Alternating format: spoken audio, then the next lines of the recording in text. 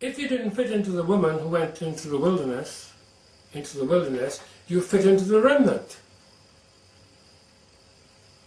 So the woman is divided into three, but it says all three keep the commandments of God and have the testimony of Christ.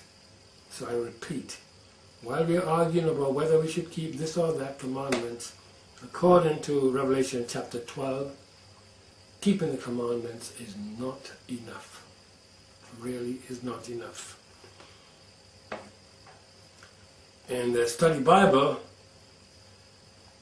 it says, you know, when the dragon saw that he was cast into the earth, he persecuted the woman, Satan and Israel in the tribulation. That's what it says. It's not.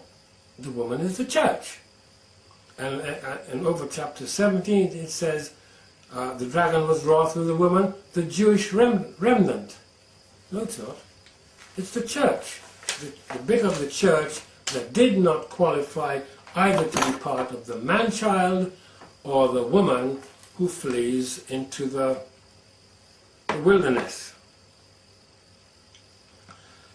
So now, this group of verse 17, this remnant, I'd like to show you what I believe this refers to.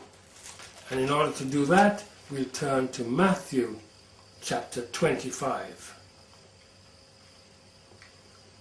And starting in verse 31, it says, "When the Son of Man shall come in his glory, and all the holy angels with him, then shall he sit upon the throne of his glory." So this is after the tribulation, and Christ is completely intervening now into world affairs. "And before him shall be gathered all nations, and he shall separate them one from another, as a shepherd divideth his sheep from the goats. And he shall set the sheep on his right hand, but the goats on his left. Then shall the king say unto them on his right hand, Come ye blessed of my Father, inherit the kingdom prepared for you from the foundation of the world." And then he goes and he lists several things that these nations, these non-believers, the Gentiles, did. It says, "For I was hungry, and you gave me meat. I was thirsty, and you gave me drink. I was a stranger, and you took me in. Naked, and ye clothed me. I was sick, and ye visited me. I was in prison, and ye came unto me."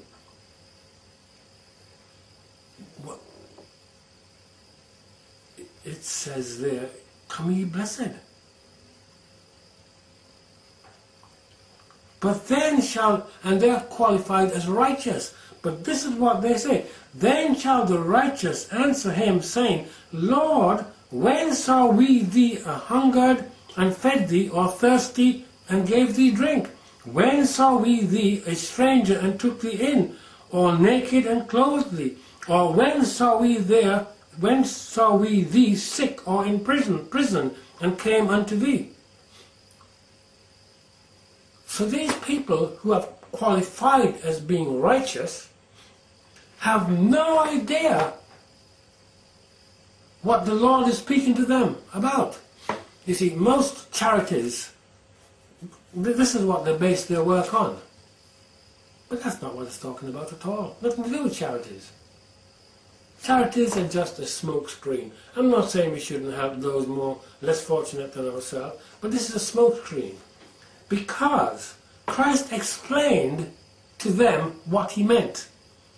"And the king shall answer and say unto them, Verily I say unto you, inasmuch as ye have done it unto one of the least of these my brethren, ye have done it unto me." So this is speaking about the brethren, those that Christ considers his brethren. This is not everybody outside there who, is in need. He's specifically speaking about his brethren. And it is my feeling that this is talking about the remnant of the seed, those who did not qualify to have the protection of the place in the wilderness but went through the tribulation directly. And all those things that were said, being hungry, thirsty, a stranger, naked, sick, in prison, are these same genuine believers who are commandment keepers, but didn't make it as the man-child, because they were probably careless, Laodicean, content with all the goods and all the rest of it, of the world, but they were genuine believers. So they go through the tribulation to be purified. And there are these people, the nations, saying, oh, let's help this person, let's help that person. And they do, because that's what it says here. And Christ says, you all are righteous. They knew nothing about Christ and his sacrifice. This is why we have to be so careful when we're judging people. They knew nothing about Christ and all that. And that is why they said, Lord, when saw we thee sick or in prison and came unto thee? When? We don't know what you're talking about. When did we see you a stranger and take you in? We have no idea. He said, when you did it to one of the least of my brethren.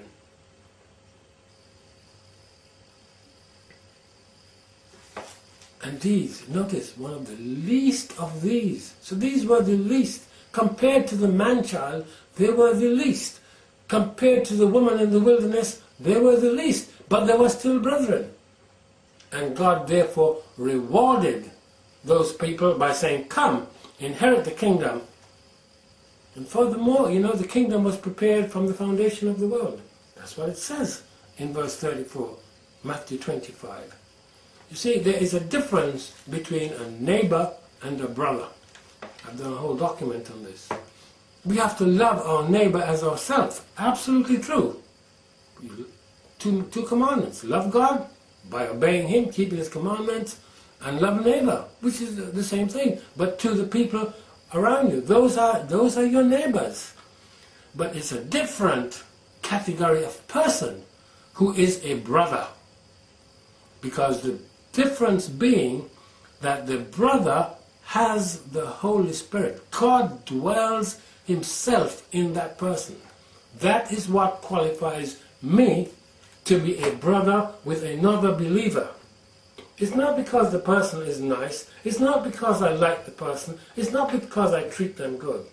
We have the common bond of the Holy Spirit in us, which is none other than Christ, which is none other than the eternal God dwelling in us. So you can see, we have these three sections, if we can call it that, of believers. But we also see that they're all commandment keepers. And if we're going to make any progress in this at all, the very least we have to be is commandment keepers. So you say, so what else? Well, if you go to the website, there's loads of it. What else? Revelation chapter 2 and 3. Christ himself explains the shortcomings.